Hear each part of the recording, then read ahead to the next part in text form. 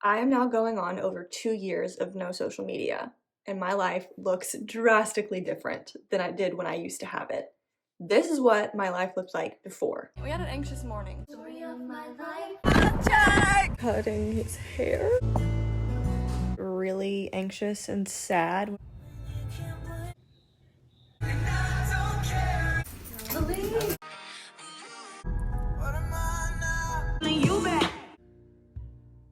I definitely think I need to spend less time on my phone. And this is what my life looks like now.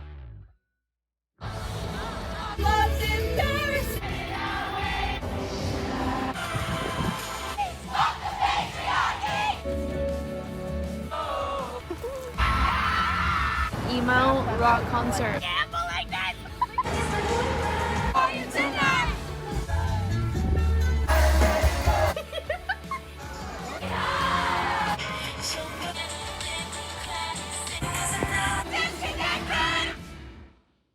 Hi, if you're new to my channel, my name is Gillian. I'm 22 years old and I love all things books, Taylor Swift, music, literature. I'm repeating myself, but that's me. Welcome to the channel. Today I'm going to be telling you guys all about my journey, I guess, with social media, what my life used to look like before when I had it, and what it looks like now that I don't, going on 2 years, over 2 years. It's nice to meet you. Let's shake hands. I first got social media when I was probably 11 or 12 years old. I was in 5th grade and I first got Instagram and my handle was @a_Gillian_bucks. But that's just to show how long I'd been on social media, like a decade of my life. And I've only lived 2 decades on this planet in a whole, like in general. I guess I want to preface by saying that because there is a lot to unpack. You don't go from 10 years of living your life one way and then all of a sudden be different because you remove that thing from your life. I chose to delete social media at the end of 2021 because that was probably one of the most difficult years of my life. A lot happened and I wanted to go into 2022 with a clean slate. I wanted to heal and grow, and I didn't want anyone to voyeur into that process. And so my plan was to take all of 2022, all 12 months, all 365 days to grow and learn and heal, as I've already said. And I planned to get it all back, Instagram, TikTok, all of it, in 2023. And now I will say I did keep things like Spotify. Is that even social media? I don't think so. But Pinterest as well. And to this day, 2 years later, I still only have Spotify and Pinterest because a girl like me needs her Spotify and Pinterest. But what changed? Why didn't I get social media back? As the year kind of progressed, I would still be thinking, I can't wait to get this back and post this video and this picture and show these people how cool my life is. But then all of a sudden, it's New Year's Eve of 2022, and I'm sitting there thinking, wait a minute, I don't want this back actually. I don't think I'm ready, and I don't know if I'll ever be ready because despite not accomplishing my goal of being this brand new, changed it girl person, I did learn a lot of other things, and I realized that I wanted to keep learning and to keep growing, and there was a lot that still needed to change and a lot that still needed to happen in order to get there. So on New Year's Day of 2023, I completely deactivated my accounts. I think my TikTok is still there, but I don't use it. But Instagram is fully deleted, it's all gone. In order to get the big picture, I think that it's really important to know and understand what I was like when I had social media. And I'm not saying that everyone who has social media has these ailments, but this is just the type of person I was when I had social media. I was very attention seeking, and not in a way that's like, everybody look at me. It was more of let me overshare and tell you things that you don't need to know. Let me throw it at you so that I can get the equivalent of likes in real life. like so that I can get everyone and anyone to like me and to want to be my friend.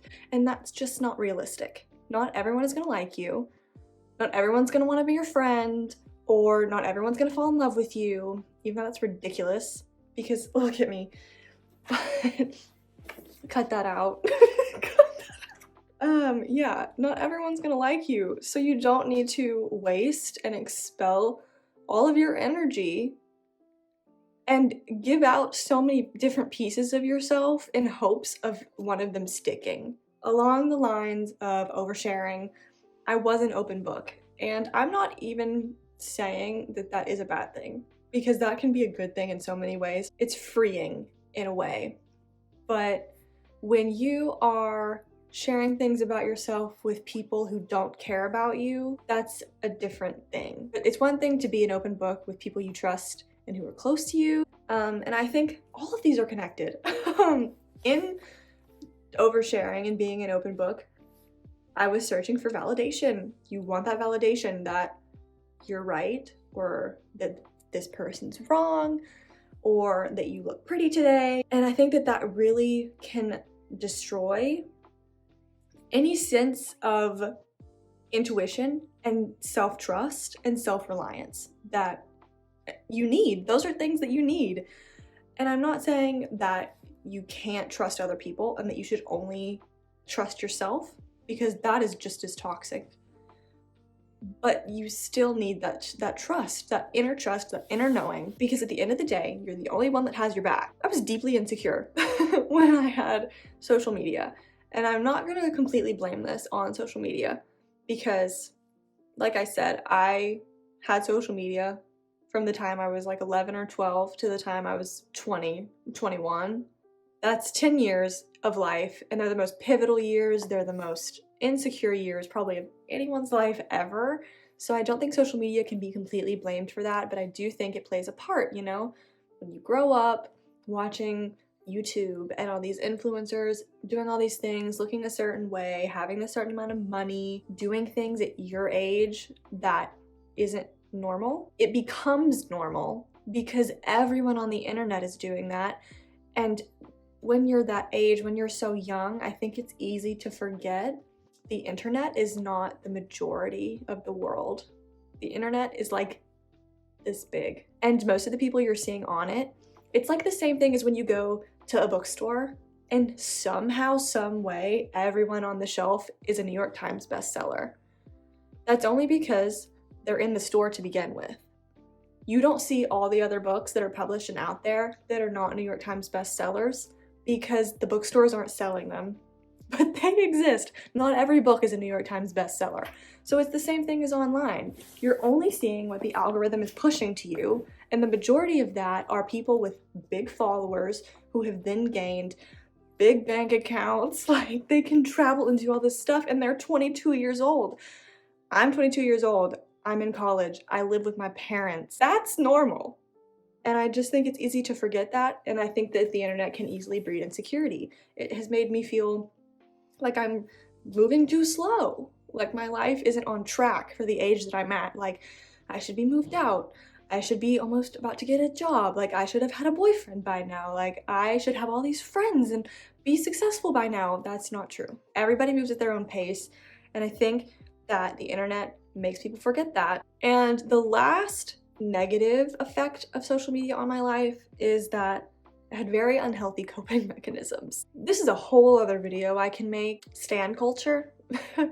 I was a huge part of stan culture from the time I was probably, like 12. So right when I got on social media. Regardless of what fandom I was a part of. Yeah. That is a whole other video, actually. So what am I like now that I have not had social media in over 2 years? I think that I'm definitely more grounded than I used to be. This fluctuates because I am an Enneagram 4, I'm a Libra, I'm a natural born dreamer. Like, I was born with my head in the clouds. I don't live my life with the constant thought of, can I post this?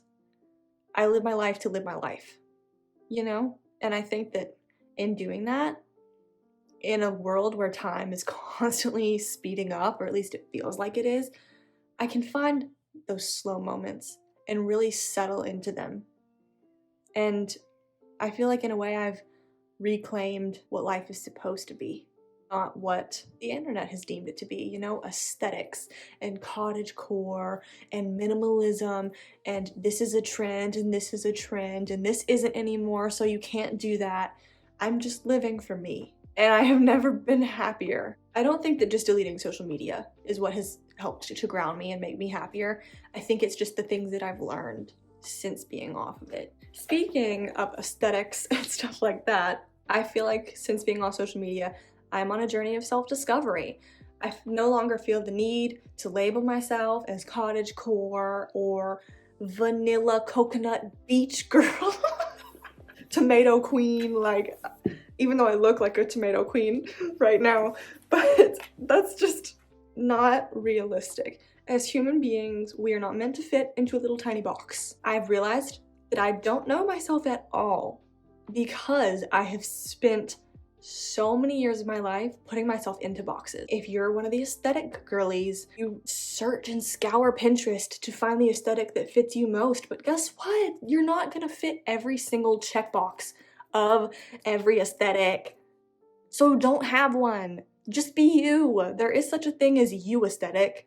Gillian aesthetic.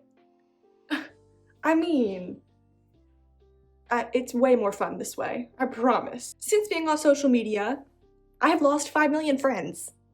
Like, so many friends. This is just the age in which I feel like you start to lose lots of friendships, but without social media, I feel like I've really been able to foster the true friendships that I have. Because it's not always about, oh my god, she didn't freaking post me on her story for my birthday. Stupid stuff like that. It doesn't matter anymore. I'm not gonna see it and I'm not gonna know. I feel like real friendship is more about connection anyway. Like, who cares if she posts for the rest of the world to see that it's your birthday? What matters is if she's telling you herself, happy birthday, I love you, like, I wanna do this with you to celebrate. That's friendship. A story, it's not real. It's performative. Like I said, I have been living in the moment more instead of being so focused on trying to capture it, because I have my own camera up here that remembers it. And that's even better. I am much more reserved compared to being an open book, which, again, not always a good thing, because I'm kind of still in that phase of trying to figure out what to share and what not to share. I find that if I'm able to share something with someone and leave the conversation feeling good and refreshed and a weight off my shoulders, it was the right thing to do. If I leave a conversation after sharing something with someone and I feel this guilt and this weight, I know that I shouldn't have done it. In learning that and really carrying that idea with me, it's helped. I am way more secure. Way more secure. I'm more physically secure, internally secure. Like, I could care less what the body standard is or the makeup standard. I don't care. I look the way that I look. And it's about time that I came to terms with that and got confident with that, you know? Everyone struggles with insecurity. But I feel like without being constantly bombarded on social media by all these beautiful people and their amazing lives and all the places they're going and the things that they're doing and the people that they're dating and all the friends that they have, again, it goes back to grounding. Like, I've grounded myself. It's very important to note that pretty much everything I'm saying, I'm still in the process of learning. I mean, being on social media for 10 years, all those habits and things that you learn, that your body learns and craves, doesn't just disappear as soon as the apps are gone. Like, it's been over 2 years and I'm still learning and re-nurturing myself, and that's okay. I'm having a great time. Sometimes I am way more creative. I'm a writer. I'm writing a novel right now as we speak. I have just noticed my brain has the capacity to sit down and write. I've just learned patience, and I'm less frazzled, I'm less rushed. I've kind of slowed down, and I think that is mostly an effect of TikTok. I went through a period where I couldn't sleep, I couldn't concentrate, and I just realized I had spent too much time on TikTok. My attention span, my brain, I don't know, I'm not a scientist, but I just felt terrible all the time.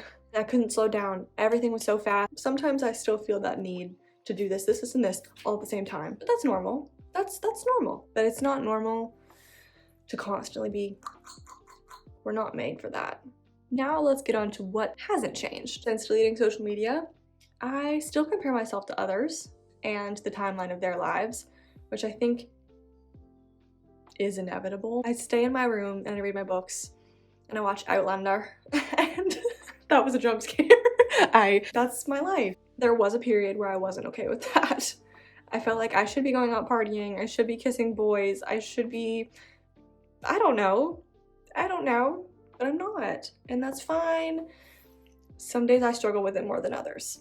Sometimes I still find myself wanting to prove my happiness to others. You cannot live your life constantly trying to either please people or to spite people.